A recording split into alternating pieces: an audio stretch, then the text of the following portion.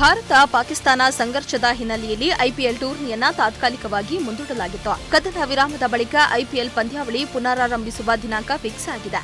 ಇದೇ ಮೇ 17ರಿಂದ ಐಪಿಎಲ್ 2025 ಮತ್ತೆ ಆರಂಭಿಸಲು ಬಿಸಿಸಿಐ ನಿರ್ಧರಿಸಿದೆ.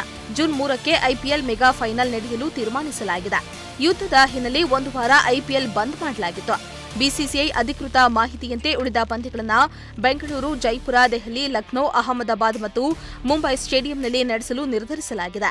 ಮೇ 17ರಂದು ನಮ್ಮ ಬೆಂಗಳೂರಿನಲ್ಲಿಯೇ ಆರ್ಸಿಬಿ ಹಾಗೂ ಕಲ್ಕತ್ತಾ ನೈಟ್ ರೈಡರ್ಸ್ ಪಂದ್ಯ ನಡೆಯುತ್ತೆ.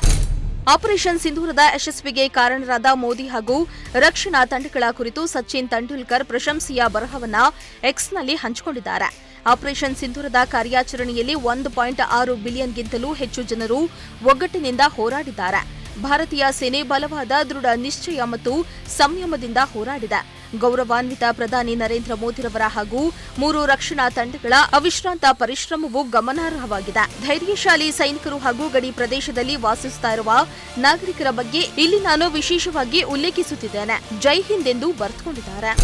ಭಾರತ ತಂಡದ ಮಾಜಿ ನಾಯಕ ವಿರಾಟ್ ಕೊಹ್ಲಿ ಟೆಸ್ಟ್ ಕ್ರಿಕೆಟ್ನಿಂದ ನಿವೃತ್ತಿಯನ್ನ ಘೋಷಿಸಿದ ಬೆನ್ನಲ್ಲೇ ಕೇವಲ ಕ್ರಿಕೆಟ್ ಜಗತ್ತೇ ಅಲ್ಲ, ಕೊಹ್ಲಿ ಅಭಿಮಾನಿ ಸಮುದಾಯ, ಕ್ರೀಡಾ ವಿಶ್ವವೇ ಸಂವೇದನೆಯಲ್ಲಿ ಮುಳುಗಿದೆ. 2011ರಲ್ಲಿ ವೆಸ್ಟ್ ಇಂಡೀಸ್ ವಿರುದ್ಧದ ಟೆಸ್ಟ್ ಪಂದ್ಯದಲ್ಲಿ ಪಾದಾರ್ಪಣೆ ಮಾಡಿದ್ದ ಕೊಹ್ಲಿ 2025ರ ಮೇನಲ್ಲಿ ಅಂತಿಮವಾಗಿ ತಮ್ಮ ಟೆಸ್ಟ್ ಕ್ರಿಕೆಟ್ಗೆ ತೆರೆ ಎಳೆದಿದ್ದಾರೆ.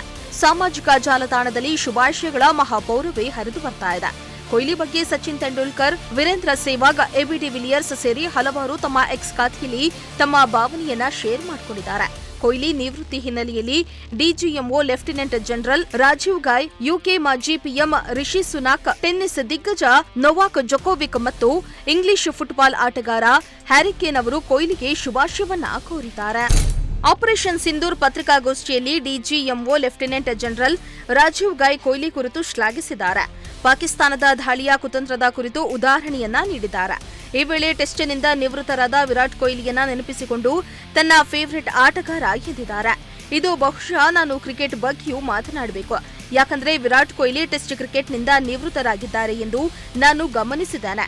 ಅನೇಕ ಭಾರತೀಯರಂತೆ ಅವರು ನನ್ನ ನೆಚ್ಚಿನ ಕ್ರಿಕೆಟಿಗ ಕೂಡ. 36 ವರ್ಷದ ಕ್ರಿಕೆಟಿಗ 123 ಟೆಸ್ಟ್ ಪಂದ್ಯಗಳನ್ನ ಆಡಿ 30 ಶತಕಗಳನ್ನ ಗಳಿಸಿದ ನಂತರ ನಿವೃತ್ತಿಯನ್ನ ಹೊಂದುತ್ತಿದ್ದಾರೆ. ಅವರು 68 ಟೆಸ್ಟ್ಗಳಲ್ಲಿ ಭಾರತವನ್ನ ಮುನ್ನಡೆಸಿದ್ರು. ಅವುಗಳಲ್ಲಿ 48ರಲ್ಲಿ ಜಯ ಗಳಿಸಿದ್ರು. ಭಾರತದ ಟೆಸ್ಟ್ ಇತಿಹಾಸದಲ್ಲಿ ಅತ್ಯಂತ ಯಶಸ್ವಿ ನಾಯಕ ವಿರಾಟ್ ಕೊಹ್ಲಿ ಎಂದು ಬಣ್ಣಿಸಿದ್ದಾರೆ.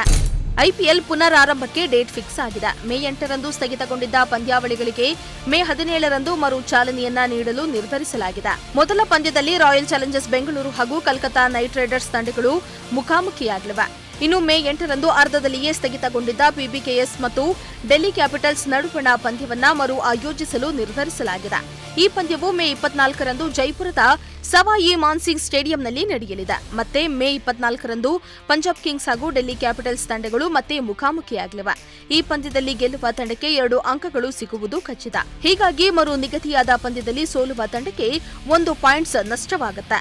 ಇತ್ತ ಗೆಲ್ಲುವ ತಂಡ 2 ಅಂಕಗಳ ಮೂಲಕ ಪ್ಲೇ ಆಫ್ ಹಾದಿಯನ್ನ ಸುಗಮಗೊಳಿಸಿಕೊಳ್ಳಲಿದೆ.